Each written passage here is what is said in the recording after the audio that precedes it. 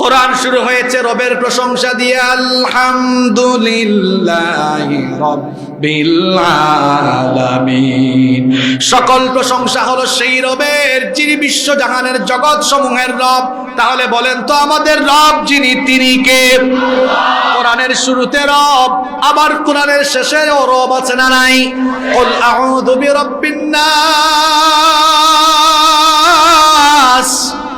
কোরআনের শেষেও রবের কথা বলা হয়েছে। বলুন আমি আশ্রয় চাই মানুষের রবের কাছে। মানুষের একমাত্র রব যিনি, তিনি কি? আল্লাহ আমার রব, এই রবি আমার সব। আল্লাহ আমার রব, এই রবি আমার সব। দমে দমে তনু মনে তারি অনুভব। আল্লাহ আমার রব, এই রবি আমার সব। তোমার দুনিয়াতে আমি যেদিকে তাকাই, অতই নিয়ামতে ডুবে আছে সবাই। পাক পাখালির গানে শুনি তসবিহ কলো রব, তসবিহ কলো রব। আল্লাহ আমার রব, এই রবি আমার সব। আল্লাহু আকবার। কোরআনের শুরুতেও রব, শেষেও রব, আবার কবরেও প্রথমে রবের প্রশ্ন, আমার রব্বুকা। আবার কোরআন নাজিল হয়েছেও রবের কথা বলে, ইকরা বিসমি রাব্বিকাল্লাযী। আল্লাহ বলছেন পড়ো তোমার রবের নামে। শুধুমাত্র সমাজে কিংবা রাষ্ট্রে শিক্ষা ব্যবস্থা থাকলে হবে না। সুশিক্ষায় শিক্ষিত হওয়ার জন্য শিক্ষার রূপরেখাটা কেমন হবে এটা আমাদেরকে জানায় দিয়েছেন কি? আল্লাহ বলছেন শিক্ষার কারিকুলাম, শিক্ষার রূপরেখায় এমন বিষয়বস্তু থাকবে যাতে করে মানুষ ওই শিক্ষা গ্রহণ করে তার রবকে চিনতে পারে। কিন্তু শিক্ষার রূপরেখা, শিক্ষা কারিকুলামের ভেতরে যদি রবকে চেনার, রবকে জানার কোনো ব্যবস্থা না থাকে, তাহলে দেখা যাবে পড়াশোনা করে শিক্ষিত হবে। শিক্ষিত হলে কি হবে? দেখা যাবে এটা শিক্ষিত চোর হবে। দ্বীনি শিক্ষা না থাকলে দেখা যাবে শিক্ষিত হওয়ার পরে শিক্ষিত বেঈমান হবে। এত উচ্চ শিক্ষায় শিক্ষিত, ডক্টরেট ডিগ্রি পর্যন্ত নিয়ে ফেলেছে, কিন্তু মিডিয়ার সামনে দাঁড়ালে সত্য কথার বিপরীতে কথায় কথায় মিথ্যা বলবে। শিক্ষার রূপরেখায় যদি, কারিকুলামের ভেতরে যদি রবকে চেনার, রবকে জানার, দিন শেখার, দিন বুঝার কোনো ব্যবস্থা না থাকে, তাহলে দেখা যাবে ওই শিক্ষায় শিক্ষিত হয়ে ডাকাত হবে, কলমের খোঁচায় দুর্নীতি করবে। ওই শিক্ষায় শিক্ষিত হয়ে এমন বড় অফিসার হবে, মাও চিনবে না, বাপও চিনবে না। শিক্ষা ব্যবস্থার রূপরেখায় যদি দিনকে চেনার, দিনকে জানার কোনো ব্যবস্থা না থাকে, এটা সমাজের জন্য ভালো কিছু হবে না, বরং সমাজ আর রাষ্ট্রের জন্য এরা বুঝা হয়ে যাবে। এজন্য আল্লাহ তাআলা কোরআন নাজিলের সূচনা করেছেন শিক্ষা ব্যবস্থার রূপরেখা দিয়ে। আল্লাহ বলছেন শোনো শোনো শোনো, তোমরা যারা মুসলমান, তোমাদের শিক্ষা ব্যবস্থার রূপরেখা কেমন হবে? আল্লাহ তাআলা প্রথম আয়াতের মধ্যে বললেন, ইকরা বিসমি রাব্বিকাল্লাযী খালাক।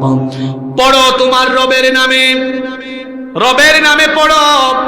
এমন ভাবে পড়াশোনায় রূপরেখা থাকবে যেন পড়াশোনা করে রবকে চেনা যায়। এবার রবের পরিচয় আল্লাহ দিলেন, কোন রব? শোনো, ইকরা বিসমি রাব্বিক, পড়ো তোমার রবের নামে, আল্লাযী খালাক, যিনি সৃষ্টি করেছেন। কি সৃষ্টি করেছেন বলা হয় নাই, বরং বলা হয়েছে আল্লাযী খালাক, যিনি সৃষ্টি করেছেন। কারণ এমন কোন সৃষ্টি নাই যার স্রষ্টা তিনি নন। সবকিছুকে যিনি সৃষ্টি করেছেন তিনি কি? আল্লাহ। যদি পড়াশোনার ভেতরে, শিক্ষা রূপরেখায়, শিক্ষা কারিকুলামের ভেতরে রবকে চেনার, রবকে জানার কোনো সুযোগ না থাকে, তাহলে দেখা যাবে বড় বড় বিশ্ববিদ্যালয় থেকে ডিগ্রি নিয়ে বলবে, হু ইজ লর্ড? লর্ড আবার কে? দেয়ার ইজ নো গড, স্রষ্টা বলতে কেউ নাই। বলেন তো, দ্বীনি শিক্ষা বিবর্জিত মানুষগুলো এই দুনিয়াতে বহু এমন মানুষ আছে উচ্চ শিক্ষায় শিক্ষিত, কিন্তু তাদের ফাউন্ডেশনে দ্বীন না থাকায়, দ্বীনি শিক্ষা অর্জন না করায় বড় বড় শিক্ষিত হয়েও দেখা যায় স্রষ্টায় বিশ্বাস করে না। এমন মানুষ নামের অমানুষের জাত, সংশয়বাদী নাস্তিক দুনিয়াতে আছে না? না। আল্লাহর দেওয়া রূপরেখা বাতিল করে যখনই আমরা অশিক্ষা কুশিক্ষা চালু করে দিব, তখনই বড় বড় বিশ্ববিদ্যালয় থেকে ডিগ্রি নিয়ে এত শিক্ষিত হবে, শিক্ষিতের ঘরের শিক্ষিত, বলবে দেয়ার ইজ নো গড, স্রষ্টা বলতে কেউ নাই। এরা এমন গাধা, এরা তো মানুষের জাত না, নাস্তিকগুলা মানুষের জাত না। এটা আমার কথা নয়, আল্লাহ কোরআনে বলেছেন উলাইকা কাল আনআম, এরা হলো চার পায়া জানোয়ারের মতো। আল্লাহ এতটুকু বলে ক্ষান্ত হন নাই, আল্লাহ বলেছেন বাল হুম আদাল, এরা এর চাইতে আরো নিম্ন ক্যাটাগরির, এরা মানুষের কোনো জাতও। এত পড়াশোনা করেছে, স্রষ্টায় বিশ্বাস করে না, সংশয়বাদী, বলে দেয়ার ইজ নো গড, স্রষ্টা বলতে কেউ নাই। সৃষ্টি দেখে, কিন্তু সৃষ্টি দেখে স্রষ্টায় বিশ্বাস করে না। তাদেরকে যদি বলেন যে তুমি যে তোমার চোখের সামনে এত কিছু দেখো, এগুলো দেখে কি স্রষ্টা চেনা যায় না? কয় না, এগুলো অটোমেটিক হয়ে গিয়েছে। অটোমেটিক কি কিছু হতে পারে? বেটা নাস্তিক, তোমার গায়ে যে কাপড় আছে, যে কাপড় দিয়ে তুমি তোমার শরীর ঢেকে রেখেছো, ওই কাপড় কি এমনি এমনি হয়েছে না কেউ বানিয়েছে? কথা বলেন না কেন আপনারা? আমি কি গুরুস্থানের সামনে আলোচনায় বসেছি নাকি? কথা বলতে হবে তো। এই মাইক কেউ না কেউ বানিয়েছে, এই বিশাল প্যান্ডেল হয়তো 3-4 দিনে বেশ কয়েকজন ভাই মিলে বানিয়েছে। সবকিছুরই কারিগর আছে। এখানে আমরা বসে আছি, যদি এখানে গোবর থাকে, গোবর দেখলে মানুষ বুঝে ফেলবে এই মাঠে কোনো গরু হয়তো হেঁটে গিয়েছে। ছাগলের পায়খানার বড়ি দেখলে মানুষ কনফার্ম হবে যে এদিক দিয়ে কোনো ছাগল হেঁটে গিয়েছে। যদি গরুর গোবর দেখলে বোঝা যায় গরু গিয়েছে, ছাগলের পায়খানা দেখলে যদি বোঝা যায় এদিকে ছাগল গিয়েছে। বেটা নাস্তিক, তোর চোখের সামনে গাছপালা, নদ নদী, পাহাড় পর্বত, মাথার উপরে আসমান আর পায়ের তলায় জমিন, এগুলো দেখে কানার ঘরের কানা, তোর কি বিবেকে এটা আসে না এগুলোর পেছনেও একজন স্রষ্টা আছে? কানার ঘরের কানা, এগুলো দেখেও তুই রবকে চিনতে পারিস না? বেটা গাধা, ড্রাইভার ছাড়া, আপনারা বলেন তো, ড্রাইভার ছাড়া কি গাড়ি চলে? পাইলট ছাড়া কি বিমান চলে? এখানে মাইকের অপারেটর কোন দিক দিয়ে আছে? অপারেটর ছাড়া কি মাইক চলে? এতগুলো ক্যামেরা, এখানে ক্যামেরা পার্সন, ক্যামেরাওয়ালা ছাড়া কি ক্যামেরা চলে? ড্রাইভার ছাড়া যদি গাড়ি না চলে, পাইলট ছাড়া যদি বিমান না চলে, অপারেটর ছাড়া যদি মাইক না চলে, ক্যামেরাওয়ালা ছাড়া যদি ক্যামেরা না চলে, তো স্রষ্টা ছাড়া সৃষ্টি কেমনে চলে? অবশ্যই সবকিছুর একজন স্রষ্টা, নিয়ন্ত্রক এবং পরিচালক আছেন। গলার আওয়াজ বড় করে বলেন তিনি কে? এই জন্য রব্বুল আলামিন কোরআনুল কারীমের অন্য জায়গায় অত্যন্ত সুন্দর করে বললেন, আল্লাহ তাআলা বলছেন আল্লাহু খালিকু কুল্লি শাইইন ওয়া হুয়া আলা কুল্লি শাইইন ওয়াকিল। রব্বুল আলামিন কোরআনুল কারীমের 39 নম্বর সূরা, সূরাতুজ জুমারের 62 নম্বর আয়াতে বলছেন সব কিছুর স্রষ্টা হলাম আমি, আর সব কিছুকে নিয়ন্ত্রণ এবং পরিচালনা যিনি করছেন, গলার আওয়াজ বড় করে বলেন তিনি কি? সেই রব বলছেন আমি সৃষ্টি করেছি। সেই আল্লাহ বলছেন পড়ো, রবের নামে পড়ো, ইকরা বিসমি রাব্বিকাল্লাযী খালাক, পড়ো তোমার রবের নামে যিনি সৃষ্টি করেছেন।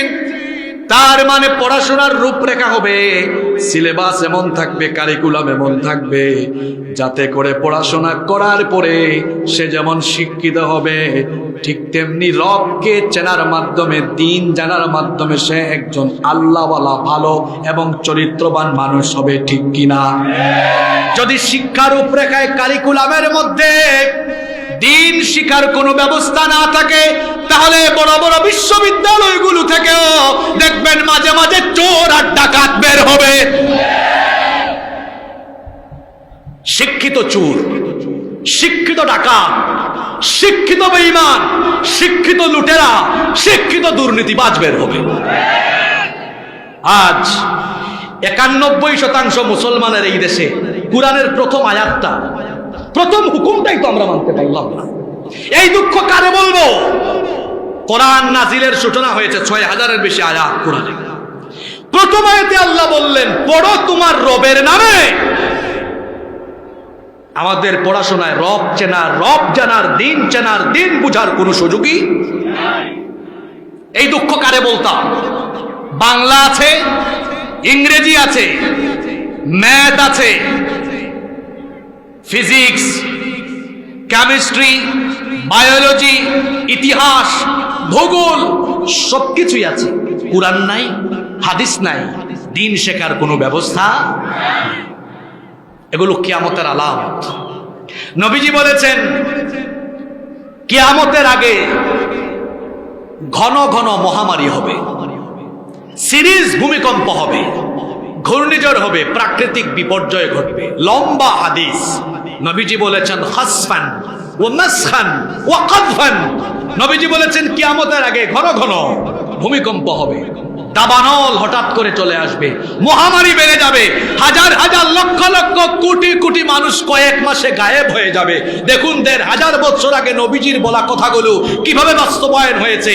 গেল ২ বছর পৃথিবীর মানুষ আল্লাহর পাঠানো, আল্লাহর দেওয়া একটা অদৃশ্য গজবের সামনে অসহায় হয়ে গিয়ে মানুষগুলো শুধু লাশের পাহাড় দেখেছে।